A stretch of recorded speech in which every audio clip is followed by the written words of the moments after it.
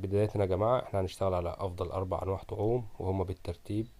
هنشتغل ريمة، هنتكلم عن الريمة، هنتكلم عن التوت، تمام، وهنتكلم عن الغلة، وهنتكلم عن الطعم المعروف اللي هو دود الأرض.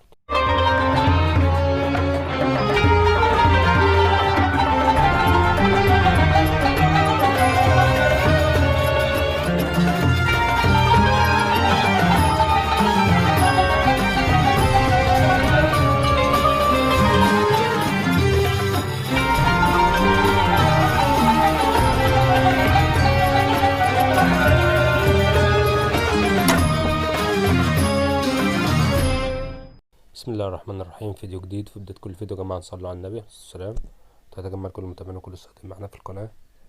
النهاردة فيديو مهم، هنتكلم عن بعض المعلومات المهمة. طبعا في سنتين تلاتة اللي فاتوا دولت الدنيا اتغيرت في الصيد، الطعوم حتى الأوقات بتاعتها اتغيرت، فاحنا إن شاء الله الفيديو هيبقى مهم.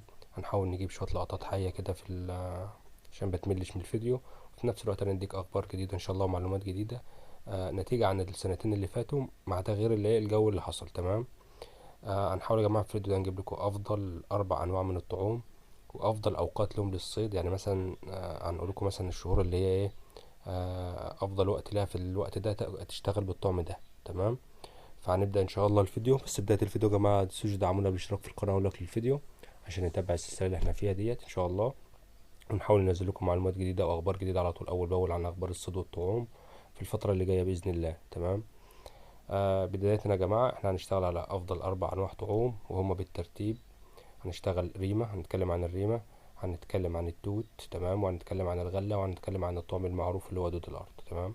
فاحنا بداية إن شاء الله أول طعم معانا مستخدم هنستخدمه وهو الريمة. تمام. هنبدأ نتكلم عن العدة المستخدمة، أوقات الشهور بتاعته، وأفضل أوقات صيده في الفترة أنها بالظبط. تمام. فتابعونا وخليكم معانا.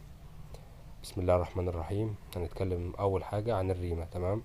طيب الريمة دي يا جماعة أفضل أوقات ليها كشغل هي معظم أوقات السنة. تمام. طيب بتبدأ تصطاد بيها من إمتى؟ ممكن من نص 2 أو أول شهر 3 في بداية المواد الجديدة لما تنزل. تمام. طيب العدة المستخدمة بتاعتها تشتغل بعود رقع. تمام. يفضل يكون 4 متر وانت طالع. تمام. يعني ما ينفعش تكون أقل عشان السمكة بتبقى لسه طالعة، لسه البق بتاعها ضعيف ومحتاجة عود ما يردش على على السمكة. يكون مثلا لو جبر ممكن يرد على السمكة جامد في يقطعها على طول. تمام. الغماز بتاعك يبقى غماز خفيف مع التقلة بتاعتك تقلة خفيفة موزونين بالظبط.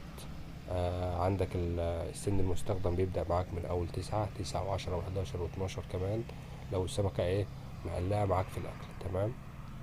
أفضل أنواع الوقت فيها في كشهر تبدأ معاك من شهر 4 و5، تبدأ السمكة تاكل و6. كل الشهور معاك بالنسبة للريمة مفيش منها مشكلة، بس أفضل أوقات ال3 شهور دولت اللي هما في الأول إنك تبقى متعودة أصلا على المنظر بتاع الريمة في المية. تمام. طيب الأماكن المحببة في صيد الريمة اللي هي بيبقى فيها مسطحات، بيبقى فيها مثلا عمدان بتاعت كباري، فيها مثلا حجارة مثلا يكون فيها مثلا ريمة أو طحالب من اللي هي بتاعت الريمة، فبتبدأ السمكة تتغذى عليها. فالسمكة لما بتطلع من المبيات الشتوي فأول حاجة بتبدأ تاكلها هي الحاجة اللي متعودة عليها نظرها في المية. تمام. طيب بعد كده بعد ما ننتهي من الريمة على طول، الريمة تبدأ معاك شغالة طول الموسم، بس بتبدأ طبعا أول ما الشمس تبدأ تحمى والجو يبقى حر بتتحرق في المية فمبتلاقيهاش قد كده. تمام. بتلاقي الريمة سعرها رخيص، كانت بتبقى ب2 جنيه و3 جنيه، هتلاقي الورقة دلوقتي بحوالي 5 جنيه، فسعرها متداول. تمام. وفي منها أنواع. فأنت طبعا اللي موجود عندك أو اللي أنت بتلاقيه بتشتغل بيه وبتزفر بيه في الإيه في يعني مثلا لو مية ما فيهاش ريمة بتحاول تزفر فيها، لكن لو في أماكن فيها ريمة خلاص ما فيش مشكلة. تمام. بعد ما انتهينا من الريمة يا جماعة وعرفنا الوقت الشهور بتاعته، هنيجي لتاني طعم. والطعم ده يا جماعة يعتبر من أنواع الطعم اللي هو السحري بصراحة. تمام. اللي السمكة ما بتعرفش تقاومه بس هو مدته قصيرة. تمام. هو صيد التوت يا جماعة. تمام. الطعم المستخدم بيبقى توت. طيب يا ترى التوت ده ليه أوقات معينة؟ ليه أوقات معينة. ليه دور معين؟ ليه دور معين. تمام. ايه هو الدور المعين وايه الأوقات بتاعته؟ الأوقات بتاعته مش لما الشجرة تطلع توت، لا، بتبقى دايما في لما الشجر يبدأ ينتهي من التوت. فده بيبقى مثلا معاك ممكن شجر تلاقي فيه توت من أول شهر 4. يعني احنا عندنا في شجر هنا دلوقتي بدأ يطلع توت. تمام. فممكن تلاقي شجر مطلع توت من شهر 4. فلو طلعت أصلا في الوقت ده مش هتلاقي لأن الدور لسه ما تحضرش بتاعه. طب لما يبدأ التوت يسقط بتاعه في المية، تبدأ السمكة تبقى طالعة من البخة بتاعتها وتبدأ تاكل وتتعود على التوت. فتلاقي التوت يشتغل معاك من نص 5 لغاية آخر التوت، ممكن ياخد معاك لغاية نص 6 شهر 6. لو لقيت توت بعد كده ونزلت هتاخد أحلى سمك. تمام، يبقى انت معاك من نص 5 لغاية نص 6، ده أفضل توقيت. ومن أول 6 بالأخص كمان بتاخد أحلى سمك في الإيه، في سمكة التوت. الدور بتاعه بيبقى في تحت شجر التوت يا جماعة، لازم يكون في المية فيها شجر التوت بتنزل توت في المية. تمام، عشان تعمل لك دور كده رباني كده مع نفسه، والسمكة ما بتقاومش التوت.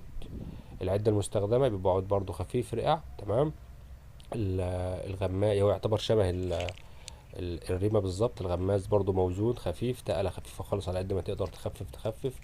السن المستخدم يا جماعة ممكن تستخدم سن 5 و6 و7 و8. تمام، وبيشتغل معاك بسن واحد بيبقى أفضل من سنين، بالذات في الإيه، في صيد التوت. تمام، طيب تعالى كده بقى على الطعم التاني اللي مستخدم بعد منه، وهو اللي هو الطعم يا جماعة اللي هو بقى يعتبر ناس كتير عارفاه وناس كتير بتحبه، وهو صيد الغلة. تمام، اللي هو الصيد بالغلة، وتعمل دور وتحضر دور، وان شاء الله السنة دي بإذن الله إذا حصل نصيب وعرفنا نعمله دور، هنوريكم اعمال الدور وتحضير الدور والغلة ازاي تأليفها وازاي تعملها وهكذا. على قد ما نقدر ان شاء الله نفيدكم، هنحاول نفيدكم ان شاء الله.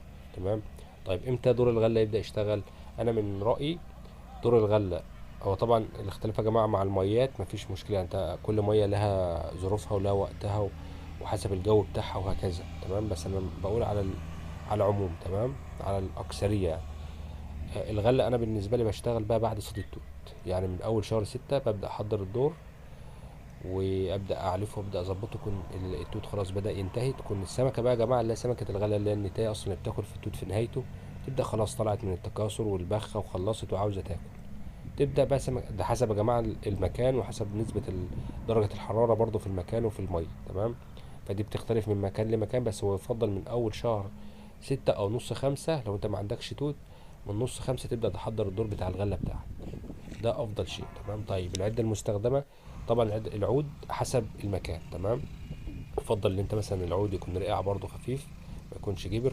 كل الثلاث انواع دول يا جماعه في الطعوم بيحبوا العيدان اللي هي الخفيفه. تمام، اللي هي بتبقى مرنه شويه.